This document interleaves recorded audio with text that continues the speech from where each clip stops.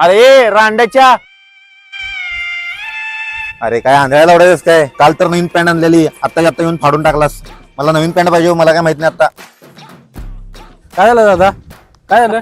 अरे काल तर 250 रुपये देऊन नवीन पॅन्ट आणलेलं, रांड्याच्यानं गाडी घालून आता फाडलाय. ए 250 रुपयाची पॅन्ट फाडलायस? 250 रुपयाची पॅन्ट भरून दे त्यांची. बरोबर देतो दादा.